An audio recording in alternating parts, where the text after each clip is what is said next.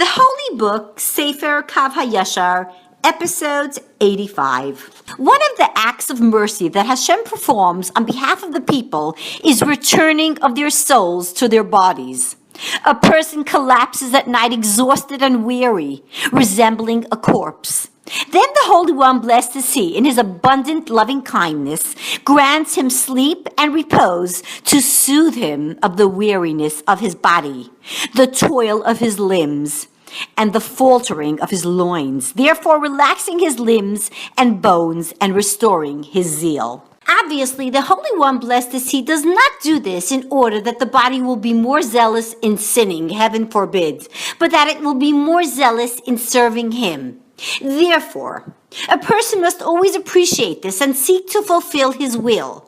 Thus, immediately upon awakening, he must purify and sanctify his hands and face. He must not walk 4 cubits without washing his hands. And when he dons his clothing, he should take care to draw on the left sleeve without binding the garment or undergarment around his arm by means of strings, lace, or hooks.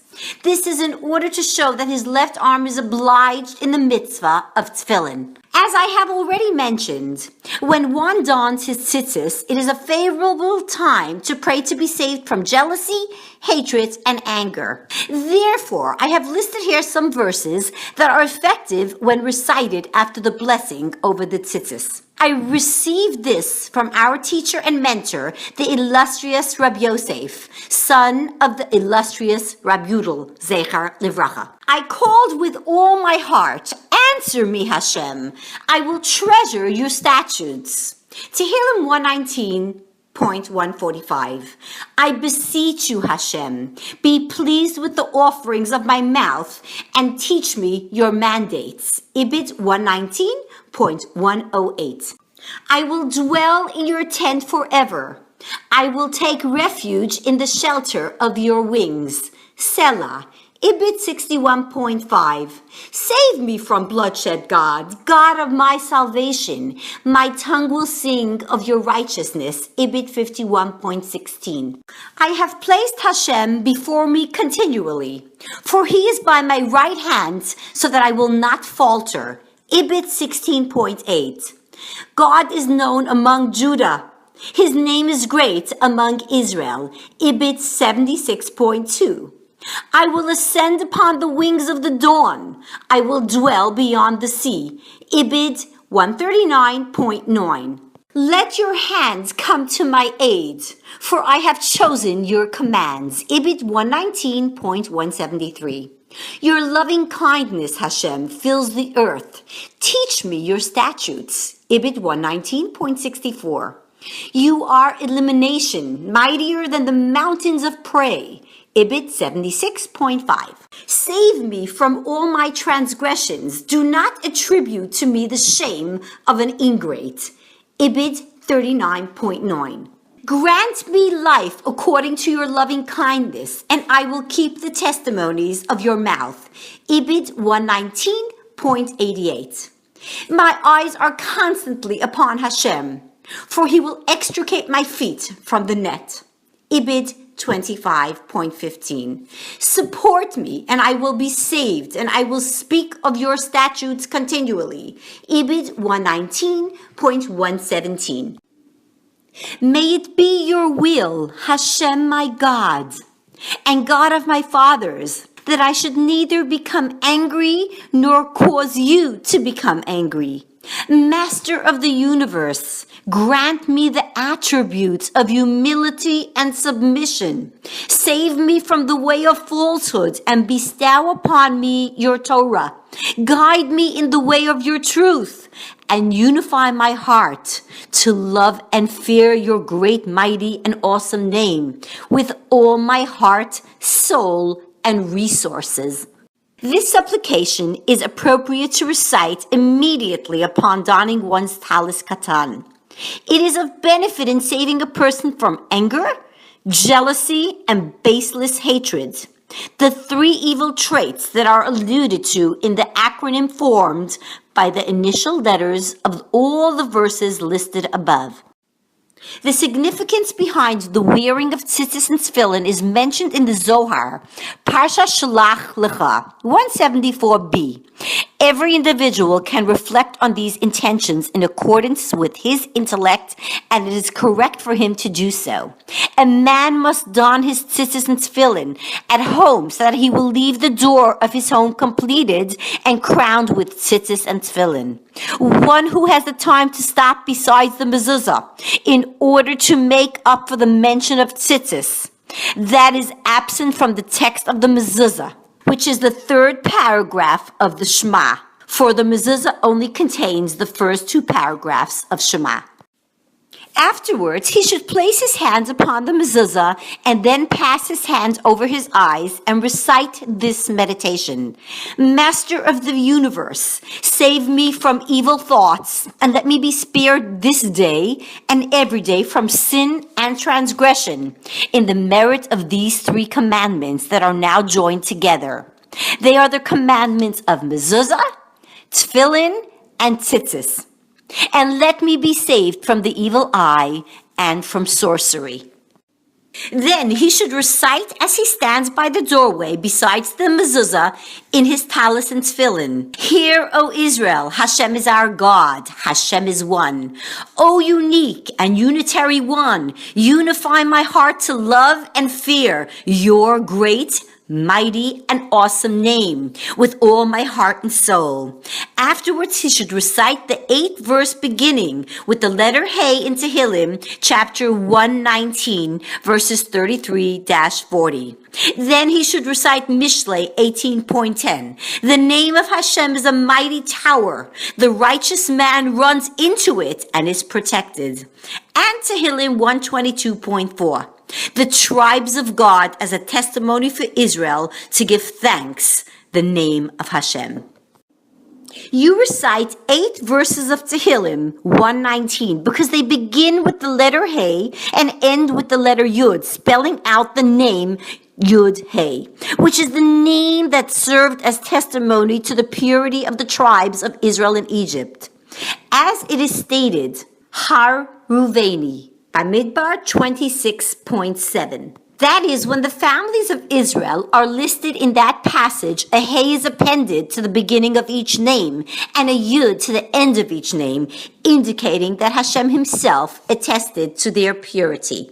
Afterwards, he should recite, Master of the universe, save me, deliver me, and give me succor from all sin, transgression, and iniquity in the merit of the 3 commandments mentioned above. I have placed my trust in you. Let me not be ashamed forever. Spare me your righteousness. Tehillim 31.2. While reciting this, one should have in mind that it begins with a Beis and it ends with a Yud for a numerical value of 12, an allusion to the 12 tribes. Then he should say, Master of the universe, in the merit of the 12 tribes, guard me and save me from every sin and from every form of the evil eye. Let them have no dominion over me or my offspring or their offspring forever. And do not allow the evil eye to have dominion over my belongings or my body. Hashem, guard my going out and my coming in. Let them be towards life and peace from now and forever. Hashem is my refuge upon my right hand. Let us know and run to know Hashem as clearly as the dawn when it has gone forth. Hosea 6.3. No man shall stand up before you. Hashem your God will put fear and awe of you over all the land upon which you tread, as he has promised you. Devarim 11.25. Do not allow a sorceress to live. Shemos 22.17. No dog will wag its tongue towards any of the children of Israel. Shemos 11.7. You have been shown that you may know that Hashem is God. There is no other beside him. Devarim 4.35. Afterwards, when a man goes out to the street, his intention should be to meditate continually upon the mitzvahs as I have written above in chapter 2. Even if he should happen to see snow, he should reflect that it is the one of the 4 shades of the skin plagues. And especially if he should encounter an animal, he should conduct himself according to the way I explained in that chapter. This prayer is of benefit in saving a person from evil spirits and sorcerers, and it can help one succeed in business. His prayer will ascend on high to a place beneath the throne of glory. 2 holy angels are appointed to accompany the man who goes out of his house wrapped in his talis and tefillin upon his head. Zohar 3.301a. These angels bless him, and the accuser who awaits by the door is denied permission to speak or to cause him any harm. Afterwards, he should say, "This gate is Hashem's, the righteous shall enter it." Tehillim at 118.20. Then he should go to the synagogue and pray to God that he grant him a generous income, not through any prohibited means, but only from the hand of the Holy One, blessed is he. And let him pray not to be delivered into the hand of flesh and blood. Come see what is stated in the Zohar, Parshas Lech Lecha, 86b to 88a. Rabbi Elazar went to visit his father-in-law, accompanied by Rabbi Chia, Rabbi Yossi, and Rabbi Chizkiah. Rabbi Elazar said, "I see that there is never an arousal from above without an arousal from below." What he meant was that they must begin with an engrossing themselves in the commandments with affection, and then the Shekhinah would come and spread its wings over them. Therefore, they immersed themselves in a discussion of Torah.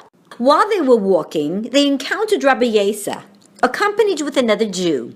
The Jew began a discourse, and it stated, "Of David, to you, Hashem, I lift up my soul." Tehillim 25.1. Why is it not stated a song of David?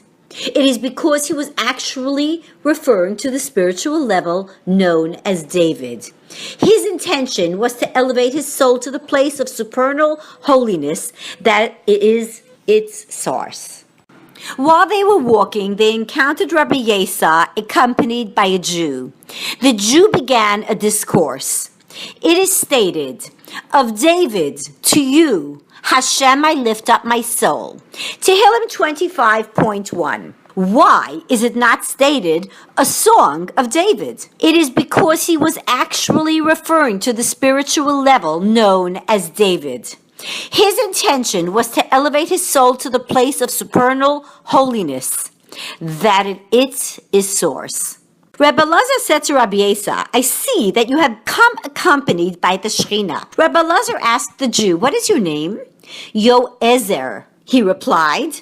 The names Yoezer and Elazar have the same meaning, Rabbi Elazar observed. They sat down together beside a boulder, and the fellow named Yoezer revealed to them a number of Torah insights.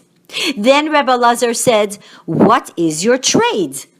"I was a teacher of children in my town, but now Rabbi Yeseh from the village of Hanan has come to my town, and they took the youths away from me and seated them with him.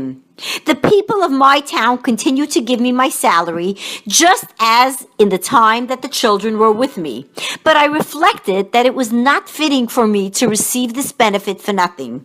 So I hired myself out to accompany this scholar." Rabbi Elazar said, "The blessings of my father are needed here." So they all got up and went to Rab Shimon ben Yochai and engaged in study in his presence.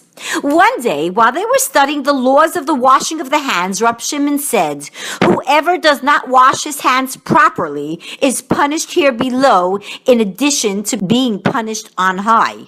The punishment here below is that he becomes impoverished.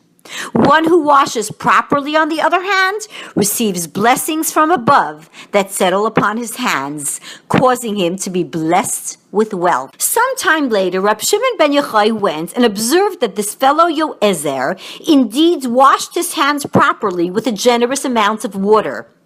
So Rab Shimon prayed, "Let his hands be filled with your blessings."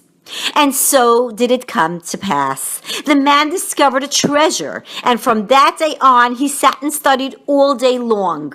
From the treasure he distributed charity and sustenance to the poor with a pleasant countenance. Rab Shimon applied to him the verse, "And you shall rejoice in Hashem.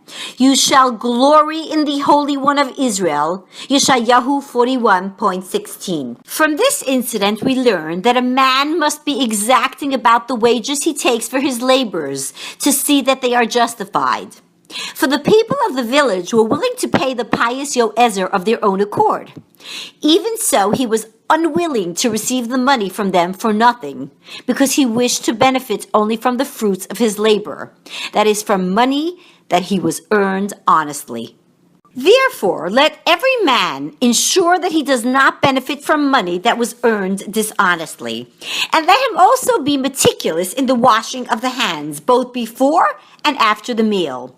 Then Reb Shimon's words, "Let his hands be filled with your blessings," will apply to him, as well as blessing and prosperity settle upon the work of his hands, and he will succeed in all that he does.